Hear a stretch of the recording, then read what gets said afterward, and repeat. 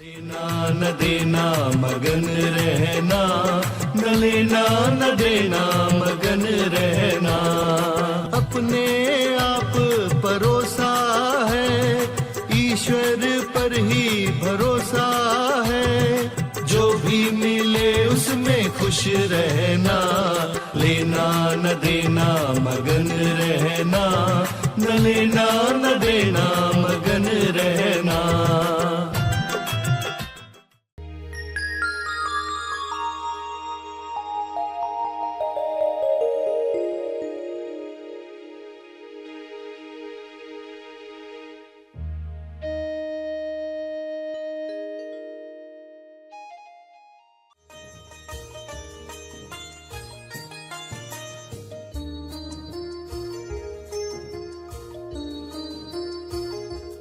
तेज ज्ञान फाउंडेशन द्वारा आयोजित ध्यान प्रार्थना बीज बोने के लिए आप सबका स्वागत करते हैं। रोज हम सब मिलकर प्रार्थना करते हैं ताकि हम खुद भी स्वस्थ रह पाएं और जो बीमार हैं उन्हें भी हम अपनी प्रार्थना का बल पहुंचा पाएं। तो आइए ग्रहणशील रहते हैं और इस प्रार्थना का लाभ लेते हैं। सभी आंखें बंद रखें।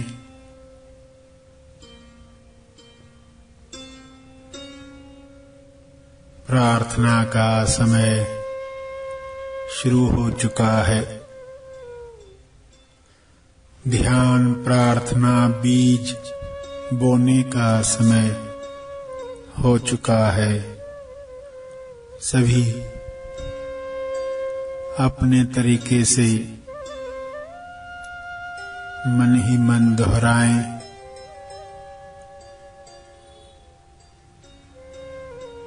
विश्व के हर जीव को स्वास्थ्य मिल सकता है। विश्व के सारे लोगों को उनकी दिव्य योजना अनुसार वह मिले जो उनके विकास और तेज विकास में उपयोगी है। सभी को वे वरदान मिले जो उनके गुणों की अभिव्यक्ति करवाएं।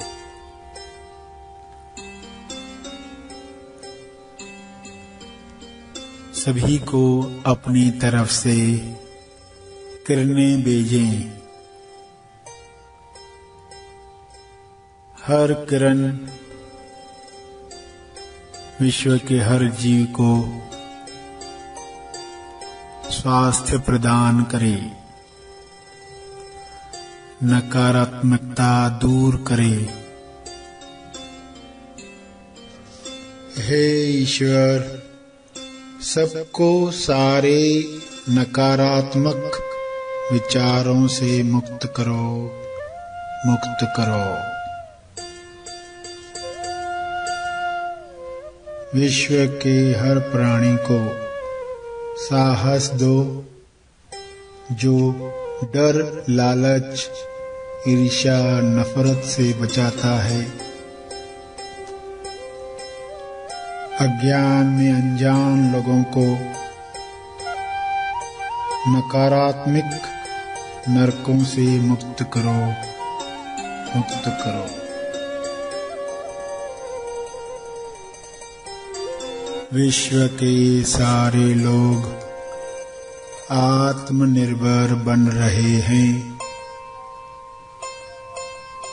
परस्पर निर्भर बनकर मिलजुल कर एक दूसरे को मदद कर रहे हैं, सेवा कर रहे हैं।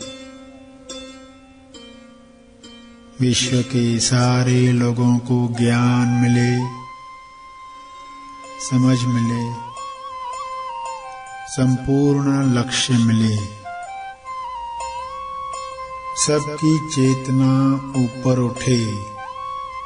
चेतना की ऊर्जा से सबको स्वास्थ्य मिल रहा है। सबको भोजन, रोजगार मिल रहा है। शुभ्र प्रकाश सबको पहुंच रहा है। सबको उपचार प्रकाश मिल रहा है। उपचार प्रकाश, शुभ्र प्रकाश सबको मिल रहा है। सबको भरपूर हवा, जल, धूप, ऑक्सीजन मिल रही है। सभी प्रेम आनंद मौन में नहा रहे हैं। ईश्वर के गुणों की अभिव्यक्ति कर रहे हैं।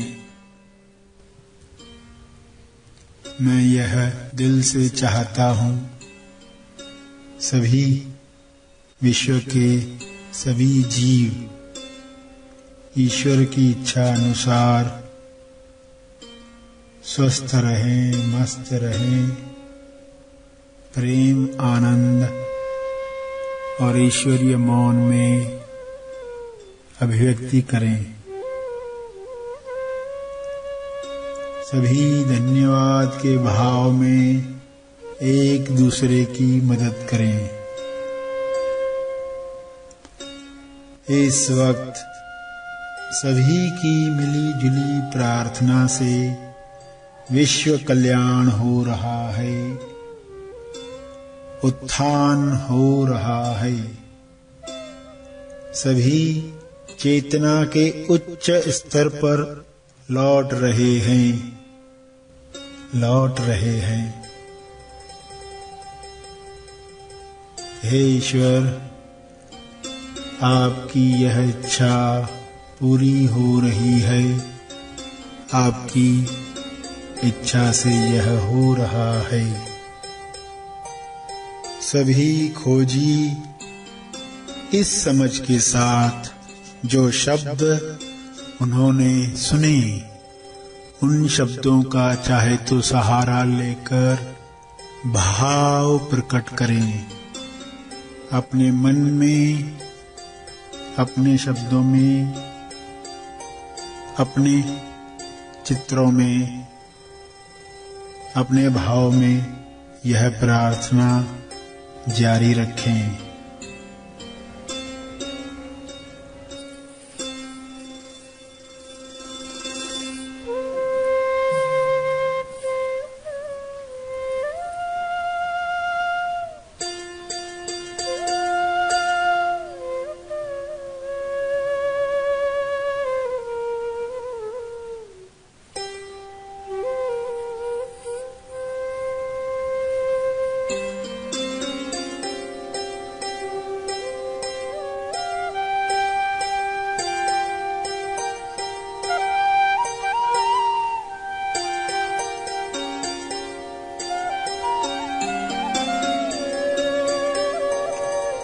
मन ही मन में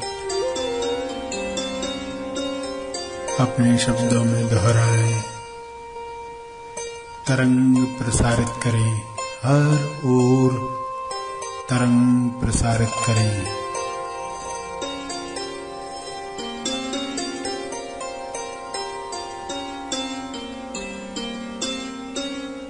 ध्यान प्रार्थना का तप, अर्जित किया हुआ तप,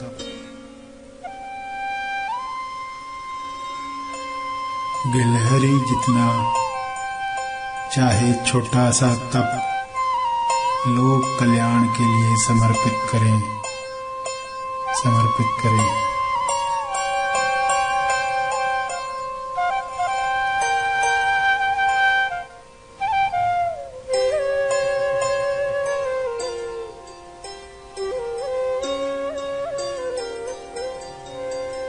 सभी धीरे धीरे आंखें खोलें।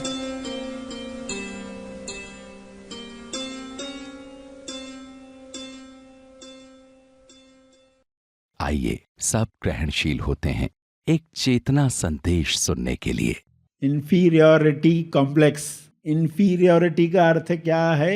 स्वयं को कम आंकना।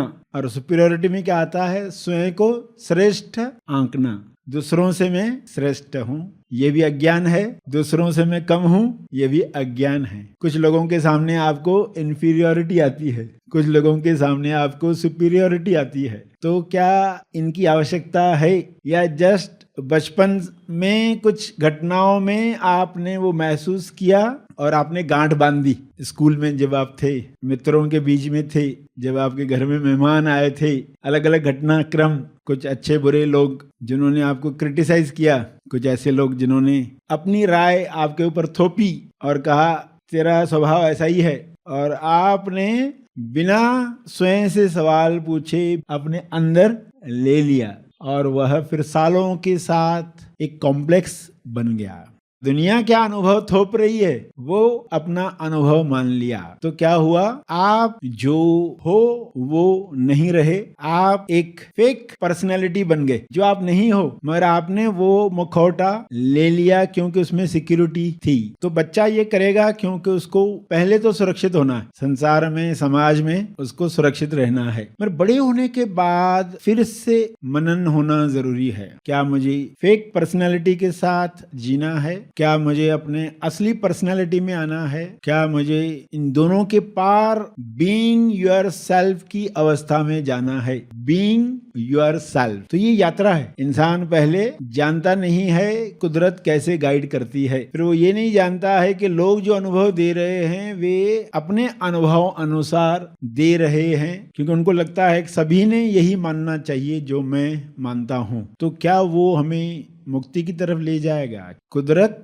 हमें हमारे अंदर से ही गाइड कर रही है, और कई वक्त पर लगता है कि अगर मैंने अंदर की बात सुनी तो बाहर मुझे शर्मसार होना पड़ेगा, लोगों के ताने सहने पड़ेंगे, लोग निंदा करेंगे, लोग जज करेंगे, और आप वो सहने को तैयार नहीं हो, आप थोड़ा भी अनकंफर्टेबल नहीं चाहते हो, तो आप कॉम्प्रोमाइज करते हो, या यूं कहें कि स्वयं के साथ धोखा करते हो, और स्वयं को धोखा देने की इतनी आदत पड़ जाती है कि लगता भी नहीं है कि ये धोखा है।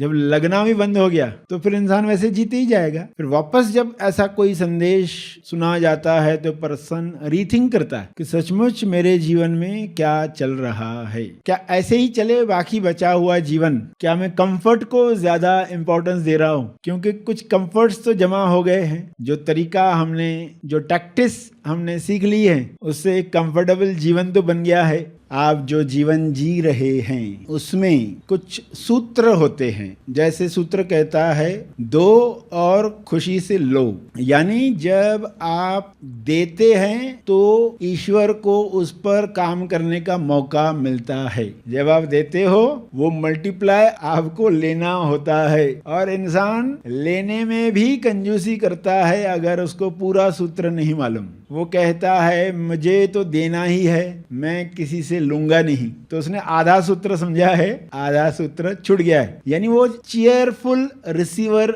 नहीं बन पाता। ईश्वर मल्टीप्लाई करके देता है, किसी न किसी के द्वारा देता है, और पर्सन बोल रहा है मैं नहीं लेने वाला हूं, तो वो क्या ब्लॉक डाल रहा है उसे मालूम नहीं है। देने वाले को लाभ तो जरूर मिलेगा, मगर आधे सूत्र का लाभ मिलने वाला है। ईश्वर जो खेल खेल रहा है उसमें देना और लेना दोनों चल रहे हैं।